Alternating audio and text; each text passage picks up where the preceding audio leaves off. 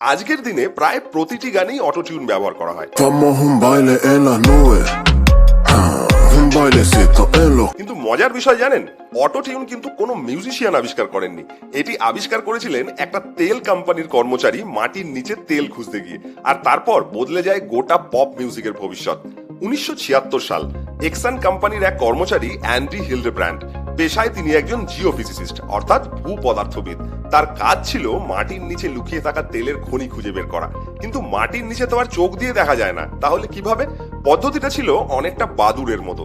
বাদুর যেমন সাউন্ডের ইকো শুনে শিকার করে, ঠিক তেমনই মাটির নিচে সাউন্ড ওয়েভ পাঠানো হতো।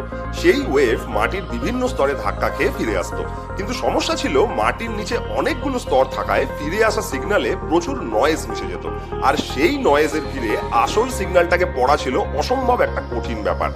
এই সমস্যা সমাধান করতে অ্যান্ডি অটো কোরিলেশন নামের একটি জটিল গাণিতিক পদ্ধতি ব্যবহার করে একটি কম্পিউটার অ্যালগোরিদম তৈরি করলেন, যেটা সমস্ত নয়েজের মধ্যে থেকে শুধু কাজের সিগন্যালটাকে আলাদা করে ধরতে পারত।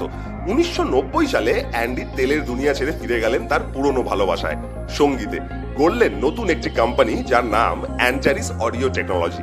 কিন্তু কি বানাবেন সেটা তখনও পরিষ্কার নয়। তারপর 1995 সালে একটি মিউজিক কনফারেন্সের লাঞ্চ টাইম বৈঠকে বসে তিনি নিজেই প্রশ্ন ছুড়ে দিলেন টেবিলে, এখন কি আবিষ্কার হওয়া দরকার?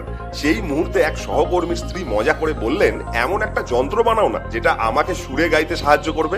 কেউ তেমন গুরুত্ব দিল না, কিন্তু অ্যান্ডির মাথায় হঠাৎ ঝিলিক দিয়ে উঠলো একটা আইডিয়া।